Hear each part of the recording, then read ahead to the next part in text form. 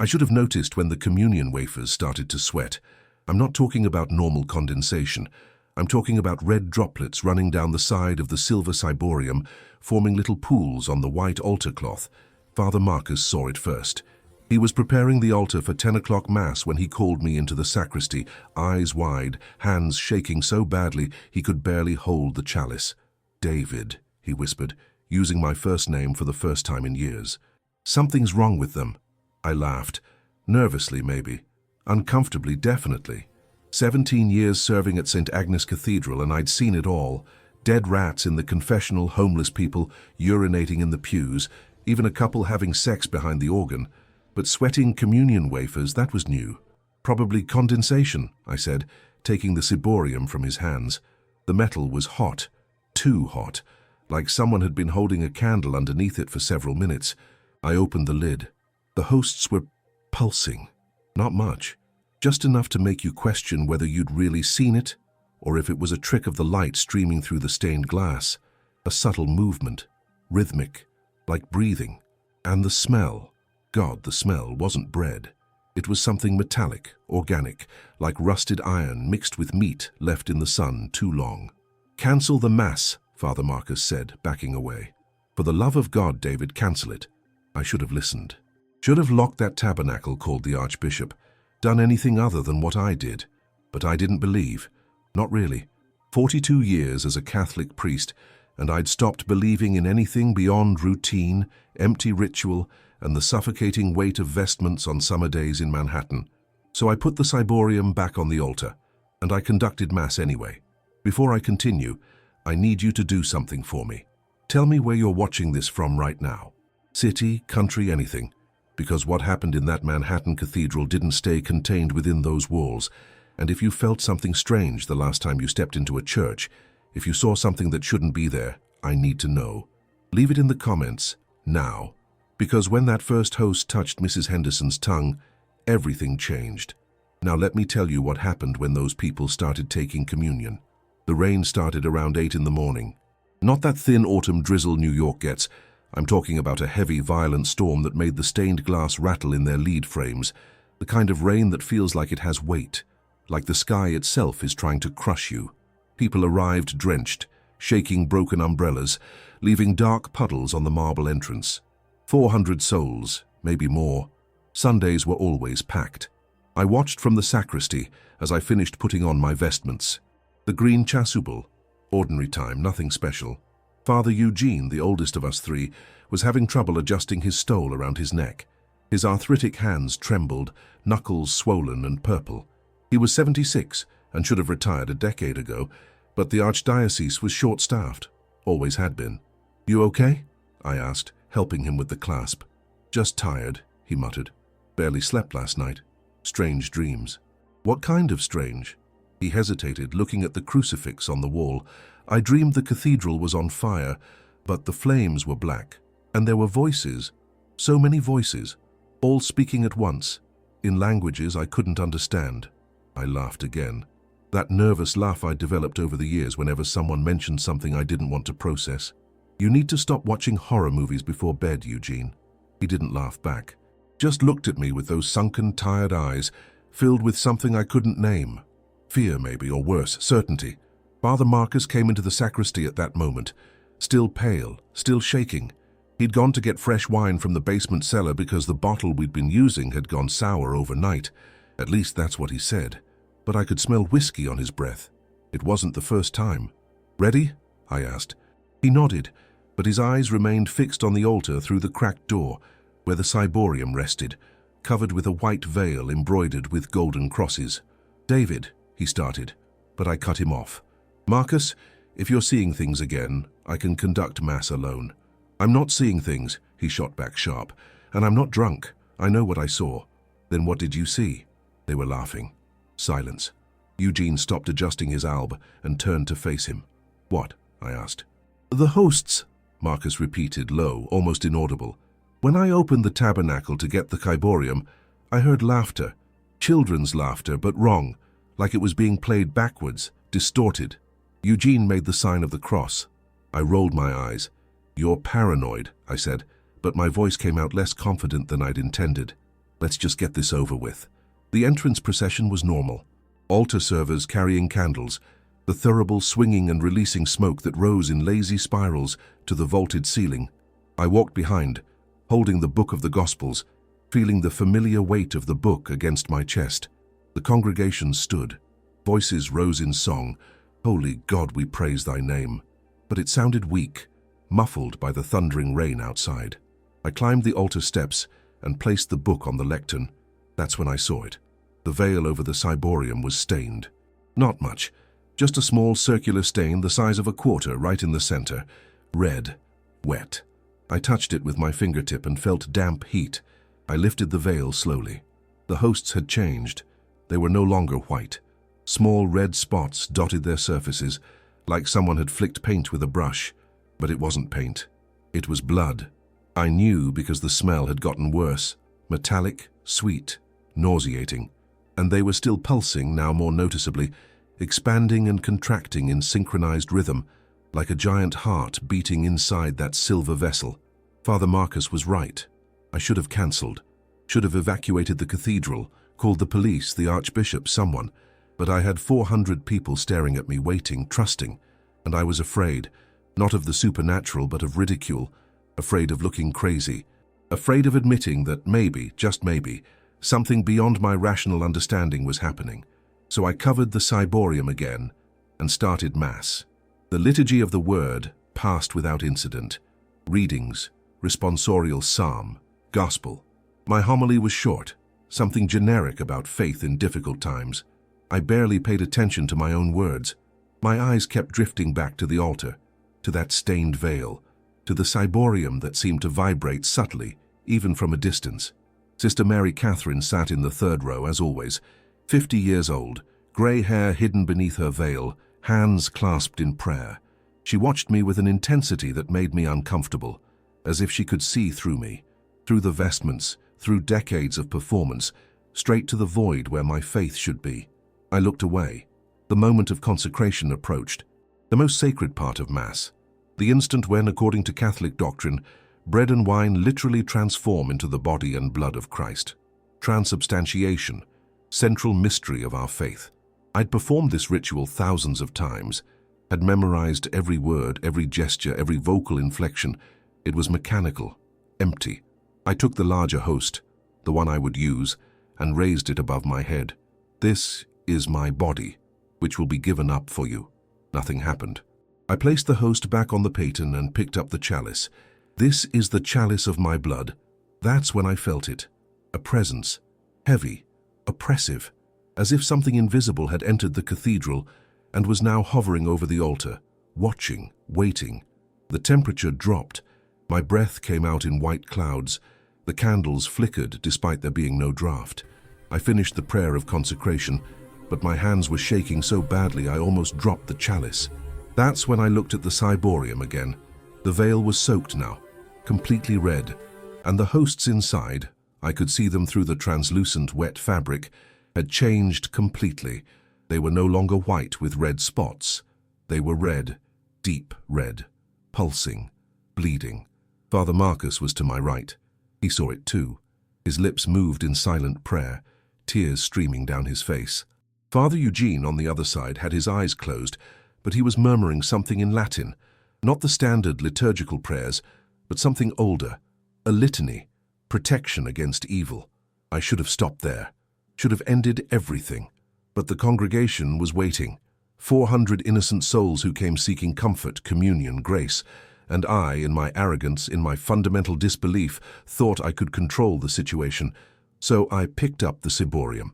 And I began distributing communion. Mrs. Henderson was the first to receive. And when that host touched her tongue, her eyes rolled completely back, leaving only the whites visible. And she smiled. Mrs. Henderson was 73 years old, widowed for 7.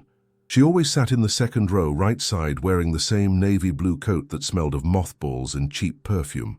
She came to Mass every Sunday without fail, always half an hour early, praying the rosary in silence while she waited. I'd known her for 17 years, so I knew, with absolute certainty, that wasn't her anymore. When I placed the host on her tongue, I felt the heat. Not the normal warmth of a human mouth, it was more intense, feverish, like touching the forehead of someone with a serious infection. The host hissed, literally hissed, like raw meat hitting a hot skillet. A low, wet sound that turned my stomach. Mrs. Henderson didn't close her mouth immediately. She stood there, tongue extended, the host beginning to dissolve, releasing that thick red liquid that dripped from the corners of her lips. Her eyes, God, her eyes, rolled completely back, showing only the whites crisscrossed by thick red veins that pulsed like worms beneath the surface. And then she smiled. It wasn't the gentle smile she always gave me after communion. It was something too wide, stretching the skin of her face unnaturally, revealing teeth stained red. Her lips cracked at the corners, small drops of blood beading from the fissures. "Thank you, Father," she said, but the voice was wrong. Multiple voices speaking at once. Hers, faint and distant, suffocated by others deeper, darker, echoing as if coming from a bottomless well. She turned and walked back to her pew, but she didn't walk normally. Her movements were stiff, mechanical, like a marionette pulled by invisible strings. Her knees locked at strange angles, her arms swung out of sync, and with each step I heard a soft pop of cartilage adjusting, bones creaking. I froze. The ciborium was heavy in my left hand, trembling. My mouth was dry. My mind was screaming to stop, to throw that thing away, to run, but my body continued on autopilot. 17 years of ritual, routine, empty performance. The next person in line was Thomas Callahan. Thomas was 7 years old. Blonde hair, freckles on his nose, gap between his front teeth. He came with his mother, Sarah, who stood right behind him, one hand on her son's shoulder. She smiled at me, that nervous mother's smile of someone who isn't sure if her kid will behave. Thomas wore a suit that was too small, shirt cuffs showing his wrists. He'd practiced in catechism class. He was proud to finally receive communion with the adults. He opened his mouth. I placed the host on his tongue. For a second, nothing happened. Thomas closed his mouth, began to chew gently as he'd been taught. His mother squeezed his shoulder, proud. Then he started to choke. Not a normal choke of something stuck in the throat. It was violent, convulsive, his entire body curving forward as guttural sounds came from his mouth. Red vomit exploded between his lips. Not food vomit, but pure blood, thick, with chunks of what looked like tissue. It hit the marble floor in spurts, splashing my shoes, my vestments. "Thomas!" Sarah screamed, kneeling beside him. But when she touched her son's face, her hand hissed. His skin was burning, literally burning. Blisters formed where her fingers made contact, bursting instantly, releasing clear fluid mixed with blood. She recoiled, horrified, looking at her own hands, now red and swollen. Thomas stopped vomiting.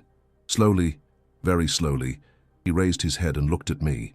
His pupils had dilated so much his eyes were completely black, black and deep and infinite. I could see things moving inside them, twisted shadows, shapes that shouldn't exist. And then he spoke, but not in English. Not in any modern language I recognized. It was something guttural, ancient, each syllable sounding like rock being dragged across metal. Aramaic, maybe, or something even older. The words came out in multiple simultaneous voices, children, adults, elderly, men, women, all speaking in perfect dissonant harmony. And I understood. Not the words, but the meaning. They drove themselves into my mind like hot nails. Finally, we were so hungry. Sarah started screaming. Chaos erupted. People in the communion line began backing away, pushing each other, trying to return to their pews. But more than 100 had already received. More than 100 already had that thing inside them, and they all began to change at once. The eyes first, always the eyes, rolling back or dilating completely, transforming into black holes or white, dead surfaces. Then the movements, stiff, uncoordinated, as if they were relearning how to use human bodies. And the voices. God, the voices. Multiple, harmonic, all speaking at once in dead languages. A middle-aged man in the 5th row started laughing. A high-pitched, hysterical laugh that didn't stop, not even when he started vomiting blood, not even when his fingernails began tearing chunks from the oak pew in front of him. A young woman, maybe 25, fell to her knees and started praying. But it wasn't Christian prayer. It was something inverted, distorted, the Lord's Prayer spoken backwards, each word dripping poison. Father Eugene tried to descend from the altar to help. He'd barely taken 3 steps when one of the possessed, a tall, thin teenager, grabbed his arm and twisted. The sound of bone breaking echoed through the cathedral, loud and sharp as a gunshot. Eugene screamed, falling, clutching the arm that now hung at an impossible angle. Father Marcus was beside me, pale as paper, eyes wide, trembling violently. "What have we done?" he whispered. "David, what the hell have we done?" I had no answer. My mind was blank, pure adrenaline and paralyzing terror. Sister Mary Catherine was trying to guide a small group of uncontaminated people toward the side exit. Maybe 20-30 people who'd arrived late and hadn't yet received communion. She shouted orders, keeping her voice steady despite the panic around her. "The doors," someone yelled. "The doors are locked." Impossible. The cathedral doors never locked from the inside. They were heavy, solid 300-year-old oak, but they had simple metal latches anyone could open. But when 3 men tried to push, the doors didn't move, not an inch, as if they were welded into the frame. One of them punched the wood repeatedly until his knuckles bled. Nothing. We were trapped. Thomas Callahan was still staring at me. He'd stood up, now standing in the middle of the center aisle, surrounded by pools of his blood and others. His mother was unconscious a few feet behind, her burned hands still smoking. He took a step toward the altar, then another. His knees bent backward with each movement, audible crackling of tendons stretching beyond their limit. "You don't believe," he said, and all the voices inside him sounded amused. 17 years speaking words that mean nothing to you. 17 years lying. We felt it. We felt every lie, every empty ritual, every host you consecrated without genuine faith. He was only 10 feet away now, close enough for me to see the black veins spreading beneath his skin, branching like roots of a rotting tree. "And it was your lack of faith," the voices continued, "that opened the door. That invited us. That gave us permission." Father Marcus was openly weeping now, kneeling, hands covering his face. "I'm sorry," he sobbed. "I'm sorry, I'm sorry, I'm sorry." I wanted to say something, wanted to deny it, wanted to scream that no, this wasn't possible. There had to be another explanation. But deep down, in the part of me I'd buried under decades of performance and denial, I knew it was true. I'd stopped believing a long time ago. And something noticed. A loud crash came from the back of the cathedral. One of the stained glass windows had exploded inward, colored glass raining down on the pews. But it wasn't wind or pressure that broke it. It was a fist, one of the possessed.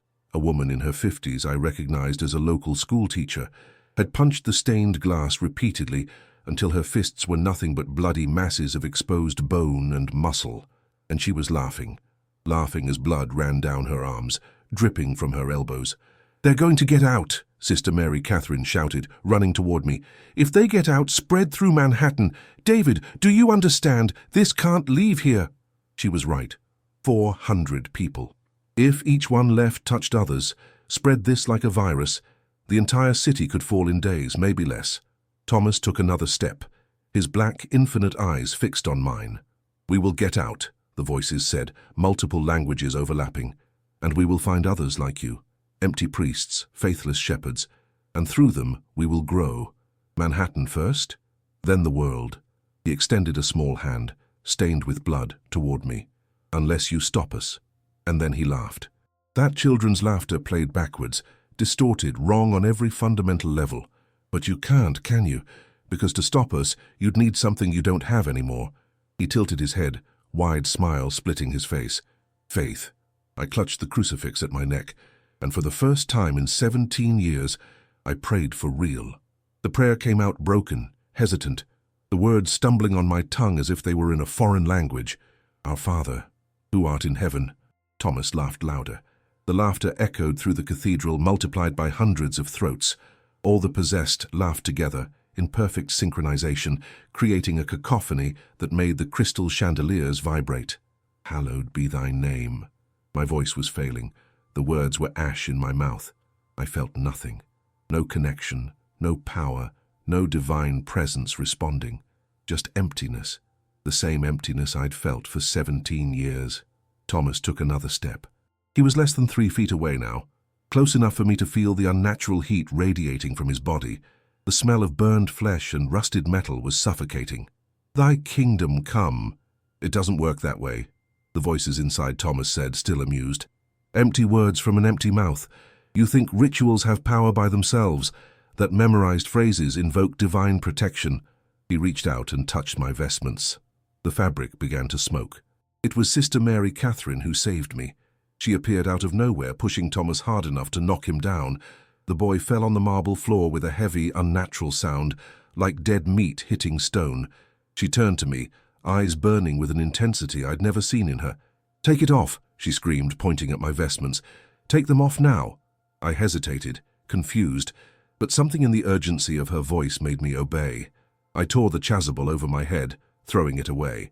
The fabric was black where Thomas had touched it, still smoking, small orange flames beginning to spread.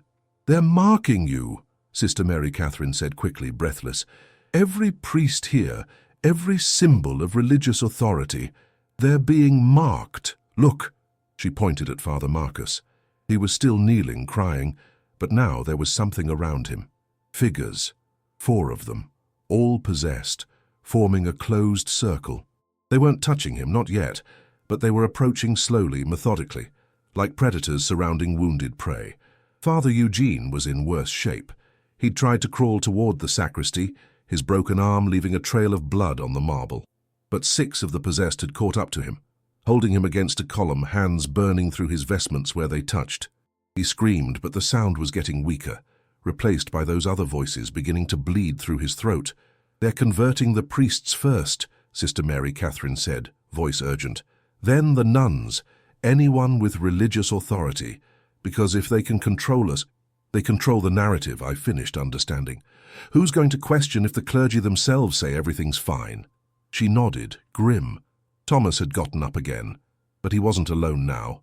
10 more possessed had joined him, forming a wall of bodies between us and any possible exit. Among them, I recognized Mrs. Henderson, the math teacher who always sat in the back, the young woman who worked at the local coffee shop. Normal people, good people, now transformed into shells for something that shouldn't exist. "The sacristy," Sister Mary Catherine whispered. "There's a passage, an old tunnel that leads to the cemetery.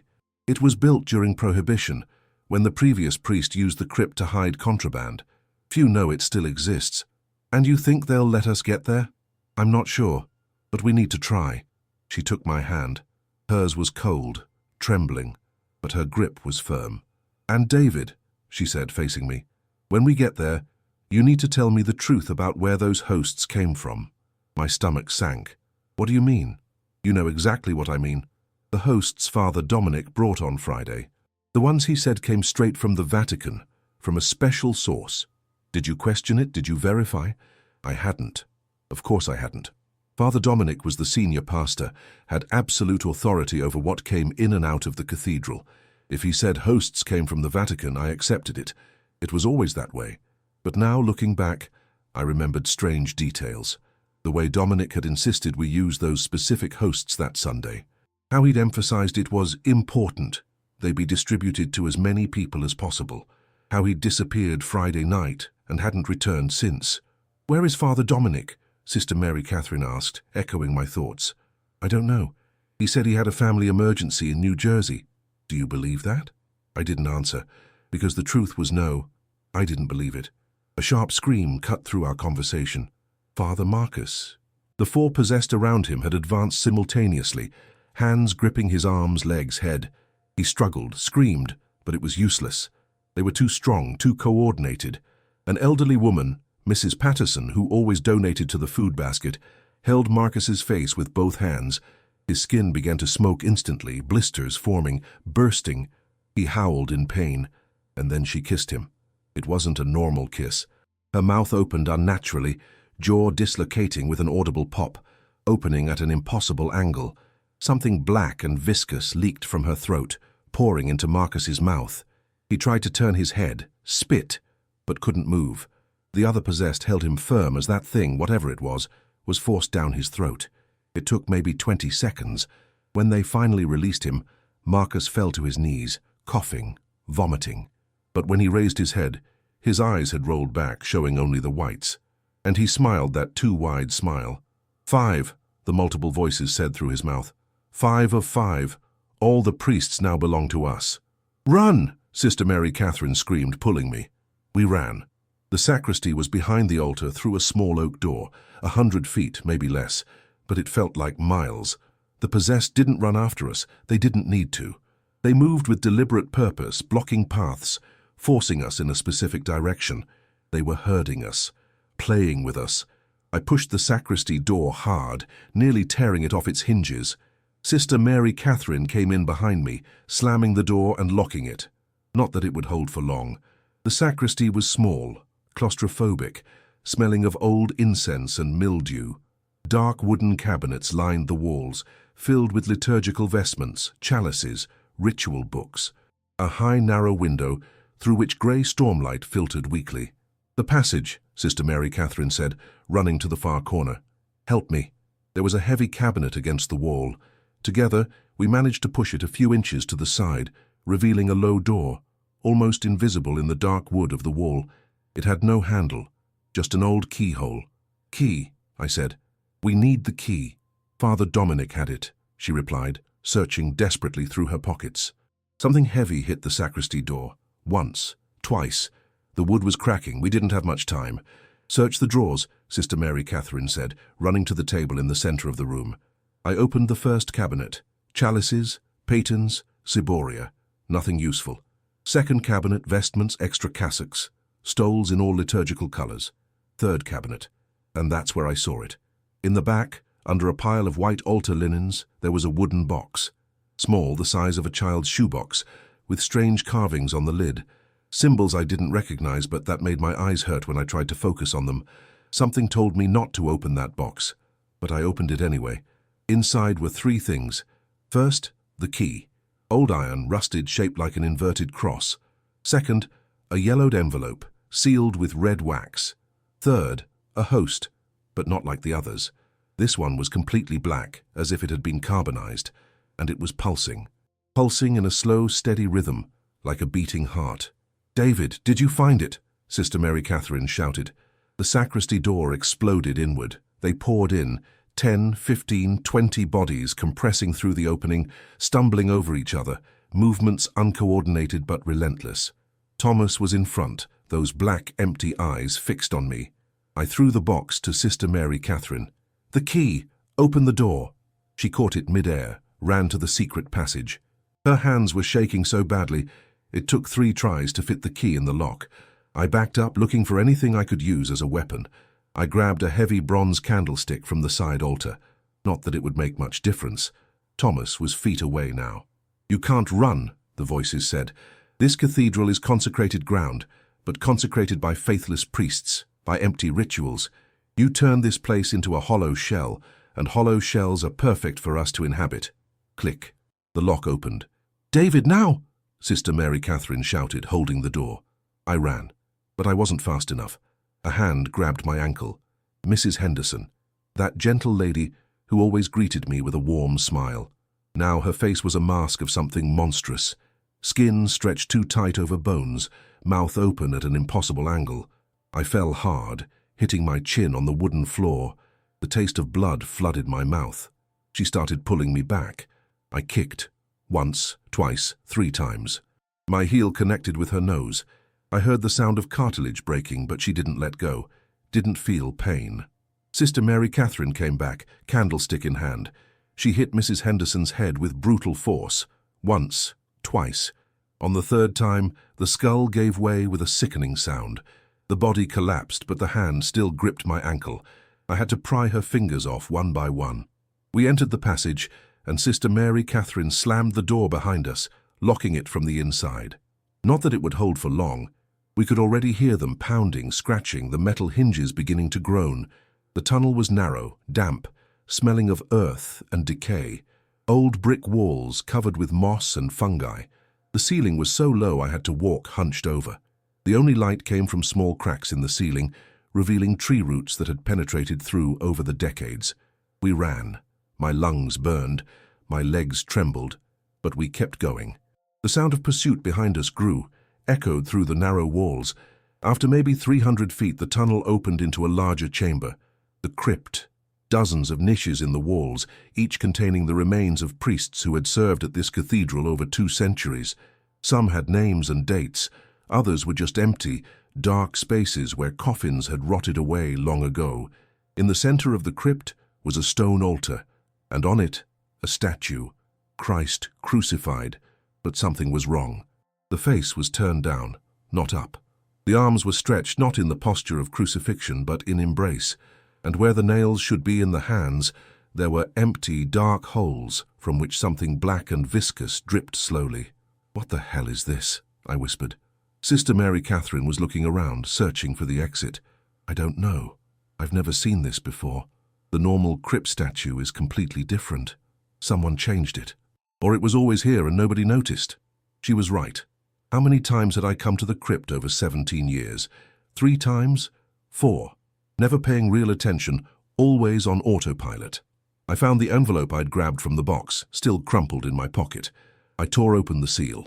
Inside was a letter, handwritten, elegant but shaky handwriting, as if written by an elderly or sick hand. I began to read, and with each line, my blood ran cold. "Father Dominic's letter. To whoever finds this, I ask forgiveness for what I've done. But I had no choice. They promised me salvation.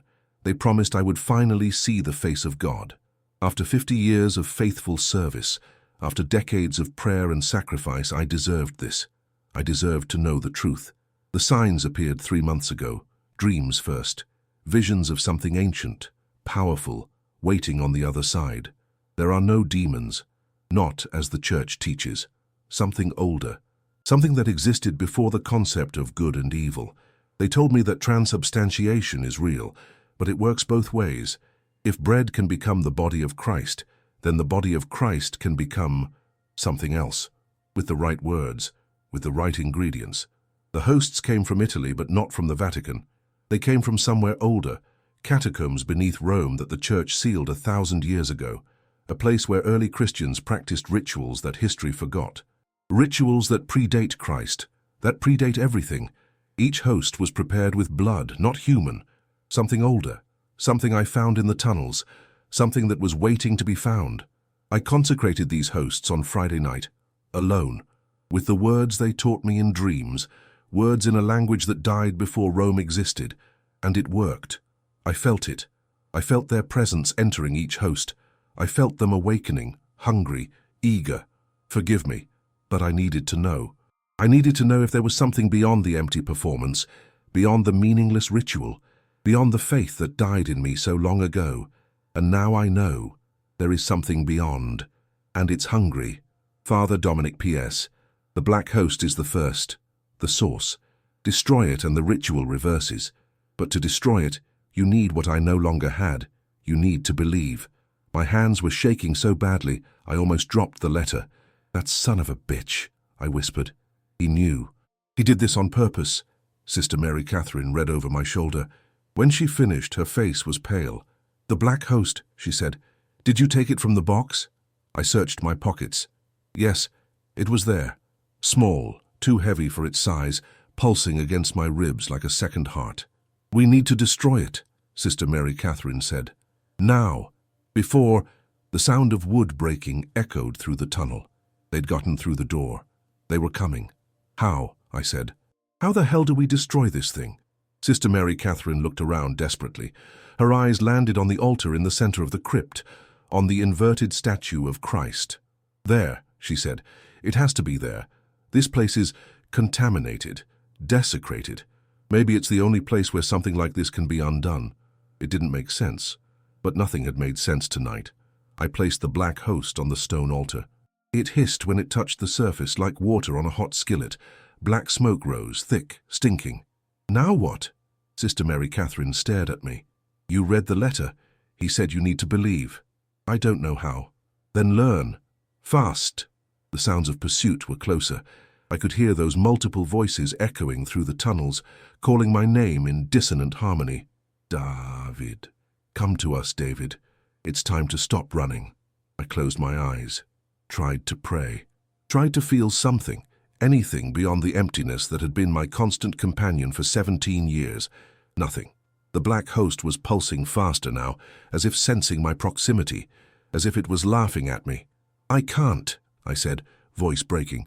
"I don't have faith. I never did." Sister Mary Catherine held my face with both hands, forcing me to look into her eyes. "Then have faith in me," she said, "because I believe. I believe you can do this. I believe there's power in you. Not because you're a priest, but because you're human. And humanity, David, is the most sacred thing there is. The first shadows appeared at the tunnel entrance. I placed my hand on the black host, and I prayed. I didn't pray with memorized words, didn't recite the psalms I'd memorized in seminary. I just asked for help. And for the first time in 17 years, something answered. The sensation was like touching an exposed wire. My hand on the black host burned, but not with fire, with something deeper, older. It was as if every cell in my body was being rewritten, reprogrammed, pain that transcended the physical. And then, for an impossible moment, I felt it. Connection. It wasn't the warm, comforting presence the faithful describe. It wasn't divine light or heavenly peace. It was witness, something seeing me, something aware of my existence in an absolute, total way. And it was curious. The black host began to crack. Fissures of white light spread across its dark surface like breaking porcelain. A high-pitched sound filled the crypt, not a sound I heard with my ears, but felt in my bones, teeth, marrow.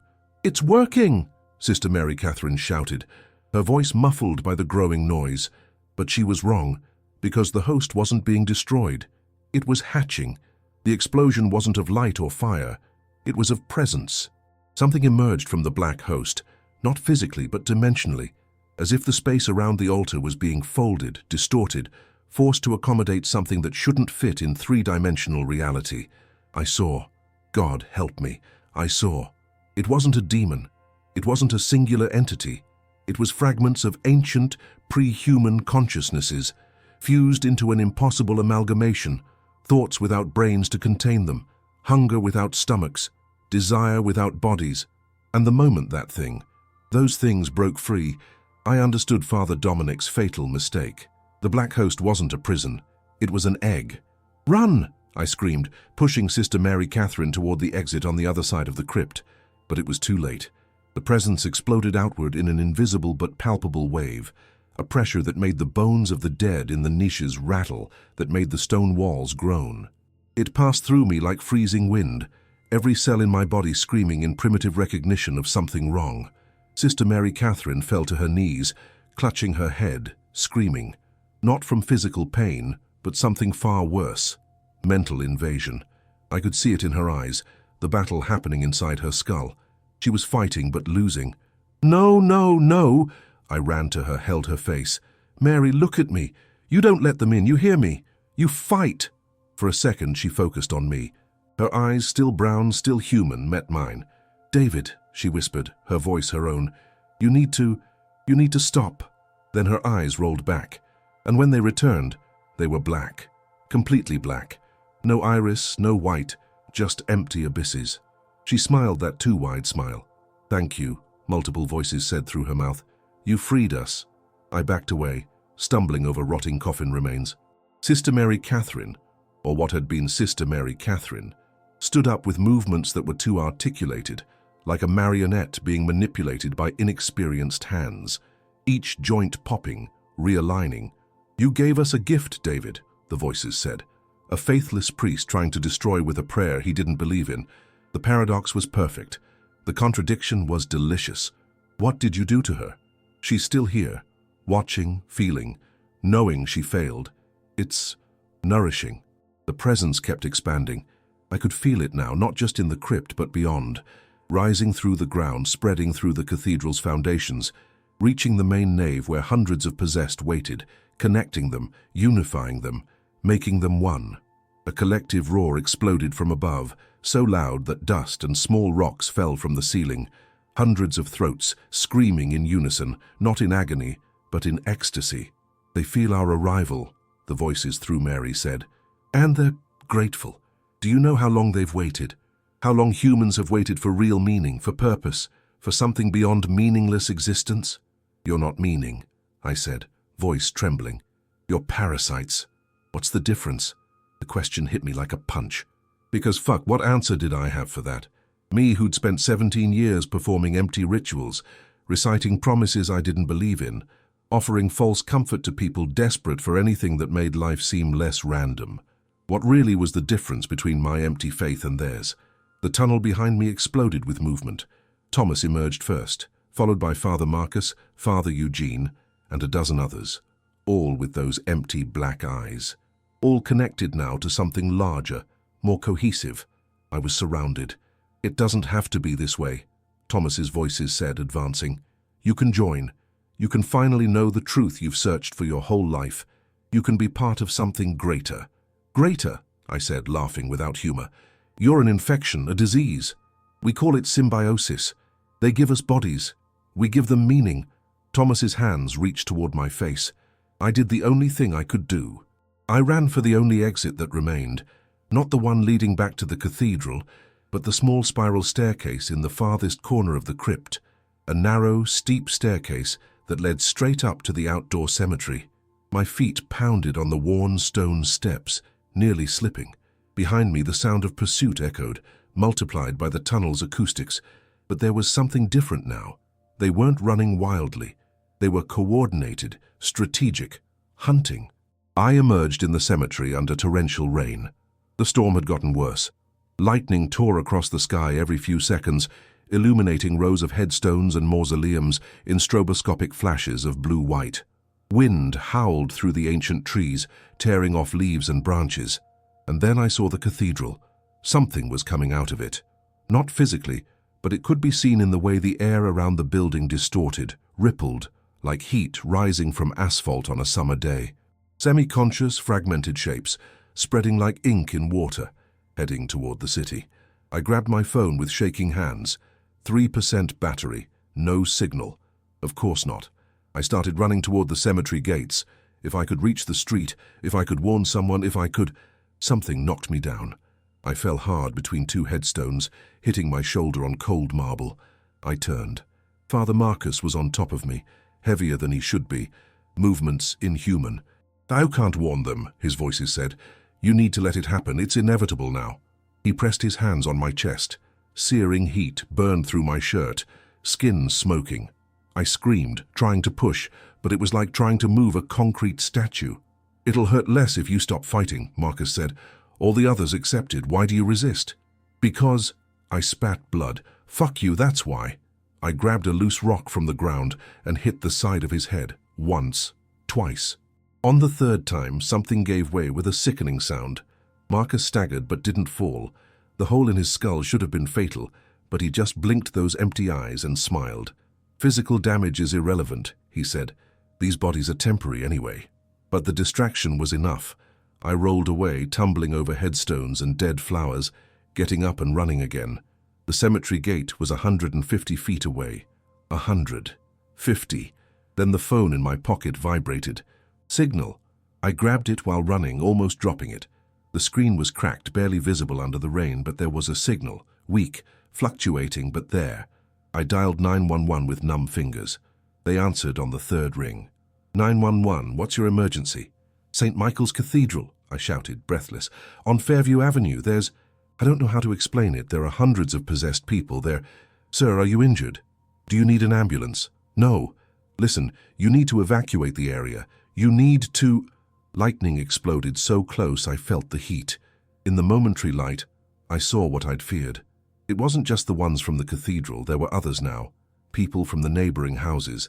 The neighborhood around St. Michael's was residential, full of families living just a few blocks away.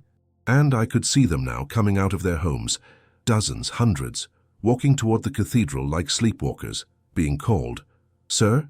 Sir, are you still there?" "Listen carefully," I said, forcing clarity into my voice.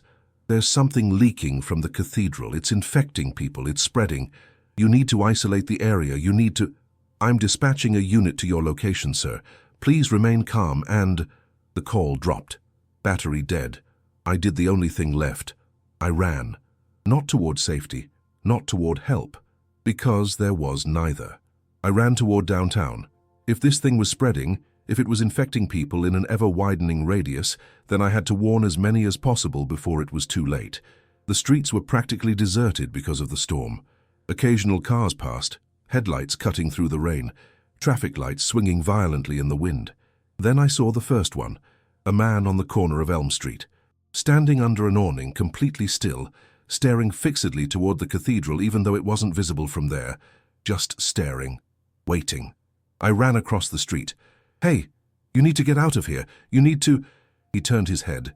Mechanical movement, no natural smoothness. His eyes were still normal, but there was something different in them, something beginning to change. "You feel it," he said, voice dreamy. "It's calling. It's beautiful." "No," I said.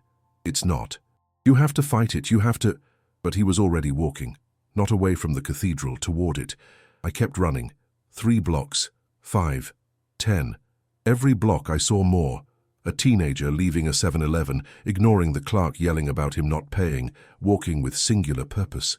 A woman leaving her car in the middle of the street, door open, engine running, simply getting out and joining the growing flow of people, going in one direction. A cop, a cop, dropping his radio and removing his utility belt, eyes starting to darken at the edges. The infection was spreading faster than I'd imagined. It wasn't just physical proximity. It was something in the air, in the rain, in the damn thought of being connected. I reached Central Square, the heart of the city where the city hall, library and theater stood, a place that should be empty at this hour on a stormy night, but it wasn't. There were at least 300 people there, all standing still, all looking in the same direction, all waiting. "No," I whispered. "No, no, no." A siren tore through the night. A police cruiser arrived, skidding to a stop, 2 officers getting out quickly. "Disperse," one of them shouted through a megaphone. "This is an illegal gathering. Disperse immediately or—" The 300 people turned to look at them. At the same time, exactly at the same time, the officers froze. I saw the moment fear hit them, the moment they understood this wasn't a protest or normal disturbance. One of the people, an elderly woman in a flowered dress, started walking toward the officers, then another, then 10, 50, all moving with that articulated, unnatural gait. The officers backed toward their cruiser. It wasn't fast enough. The crowd engulfed them like a wave. I heard screams, sounds of struggle, then silence. When the crowd dispersed, both officers were standing again. Black eyes smiling. My phone, I'd forgotten it was dead. But there was an electronics store across the square. If I could reach it, grab a phone, call someone, anyone. I ran along the edge of the square, keeping to the shadows, away from the streetlights. The crowd had gone back to standing still, but now there were hundreds more. 1,000 maybe, coming from all directions. The city was being consumed. I reached the electronics store. Broken window. Looters, probably. I climbed in over the glass, shards cutting my hands. Inside was dark, alarm silent, no power. I found a phone in the displays. Grabbed it, searched for an outlet, connected it. The screen lit up. Glorious modern technology. I called my sister in Boston. No answer. Left a desperate voicemail explaining the impossible, knowing she'd think I'd lost my mind. Called the diocese bishop. Voicemail. Called... The square's lights went out. All at once. The entire city plunged into absolute darkness, except for occasional lightning. And in the silence that followed, I heard it. Singing. Not in English. Not in Latin. In something older. 1,000 voices singing in impossible harmony, words that hurt the ears, that made teeth vibrate, that felt like they were rewriting reality around them. I peeked through the broken window. The crowd in the square had grown to thousands, and they were all singing, hands raised to the stormy sky, bodies swaying in perfect synchronization, and above them in the sky something was forming. Not clouds, not a natural meteorological phenomenon, something conscious, something vast. Fragments of that presence from the crypt, now fed by thousands of hosts, growing, consolidating, becoming real. The phone in my hand vibrated. A message from an unknown number. I opened it with trembling fingers. "David, it's Father Dominic. If you're reading this, then it worked. My sacrifice wasn't in vain. They finally came. Finally answered our prayers. Don't try to fight, don't try to stop it. It's evolution, it's transcendence. It's what humanity always needed. Join us, join them, be complete." I threw the phone away like it was a venomous snake. The store around me began to shake, products falling from shelves, cracks spreading through the walls, and then through the back door, they came. Not the crowd from the square, but faces I knew. Mrs. Patterson, Mr. Chen from the laundromat, the young barista from the coffee shop who always got my name wrong, Sister Mary Catherine. She was in front, those empty eyes staring at me through the darkness. "Stop running, David," all the voices said in unison. There's nowhere to go. The city is ours now. Tomorrow it'll be the county, next week the state, in a month the world. No, I said, voice weak even to my own ears. That's not possible. Someone will stop you. The military, the government. Who do you think answers their phones? Mary smiled. Who do you think prepares their meals? Who drives their cars? Humans are a social species. You cluster together, touch each other, breathe the same air. You make it very easy. She was right. God help me, she was right. Perfect infection for a connected world. It didn't need bites or blood. Just proximity, just contact, just the fundamental human desire to not be alone. Last chance, Mary said, extending her hand. Join voluntarily, it'll be easier.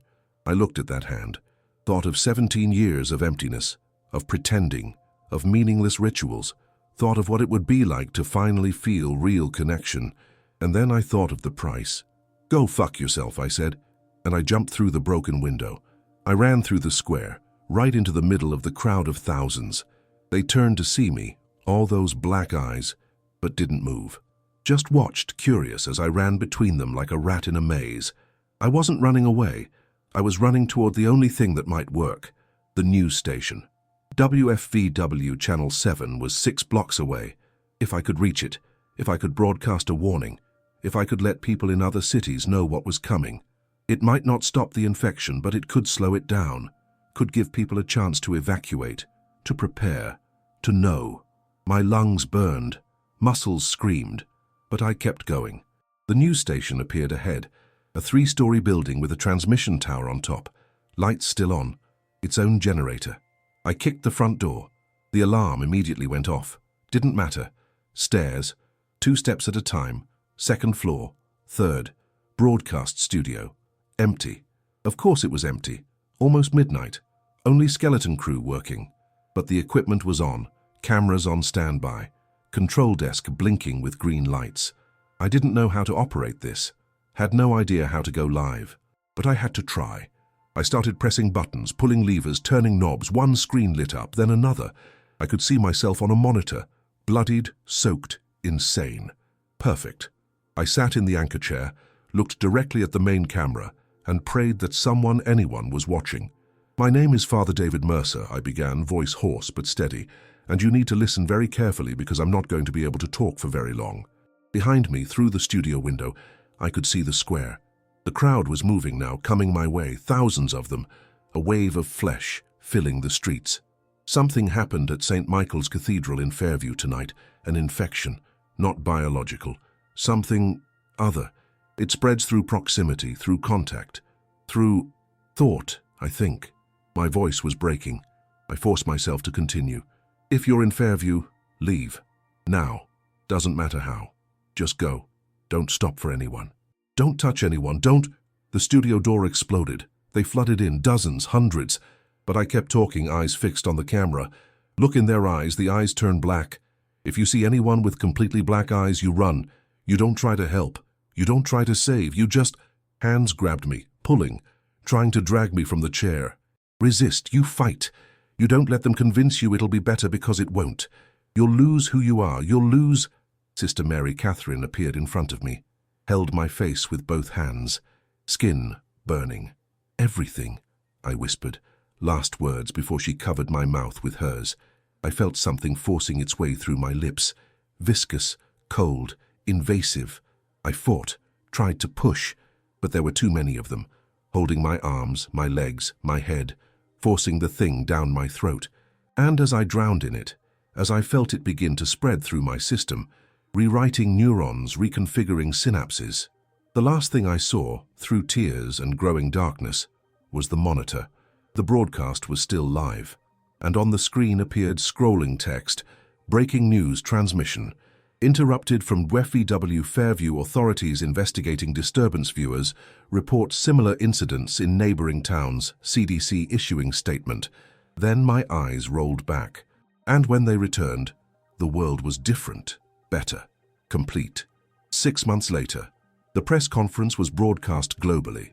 Father David Mercer, now Bishop David Mercer, promoted in recognition of his courage during the crisis, stood at the podium in the Vatican. Behind him, the Pope, Beside him, representatives of all the world's major religions, all with perfectly normal eyes, all with perfectly warm smiles. "We want to assure the faithful worldwide," David said, voice calm, authoritative, "that the Fairview incident was an isolated anomaly. Unfortunately, mass poisoning from a hallucinogenic contaminant in the local water supply caused temporary mass hysteria. Lies flowed easily now, smoothly. Those affected received treatment and are completely recovered. There is no ongoing threat. There is no reason for panic." Reporters raised their hands, asked questions, received reassuring answers. No one mentioned that Fairview was a ghost town now, evacuated, surrounded by military quarantine zone. No one mentioned that 3 other cities had been evacuated in the following weeks. No one mentioned that the conversion rate was accelerating, because the people who would have mentioned these things, well, their eyes had darkened too. After the conference, David returned to his quarters. Small, Spartan, appropriate for a man of faith. He knelt beside the bed and prayed, but not to God. "Thank you," he whispered to the emptiness that now filled where his soul had been. "Thank you for giving me purpose, for giving me meaning, for making me part of something greater." The voices responded, warm, comforting. "Thank you for opening the door, David. Thank you for letting us in. There's so much more to convert, so much more to complete. And you're going to help us. You're going to help make the whole world one." David smiled. "Yes," he said, "I will." Through the window, he could see the lights of Rome stretching to the horizon. 7 million souls, still untouched, still waiting to be completed, but not for much longer. Sunday Mass was approaching, and David had special hosts to distribute.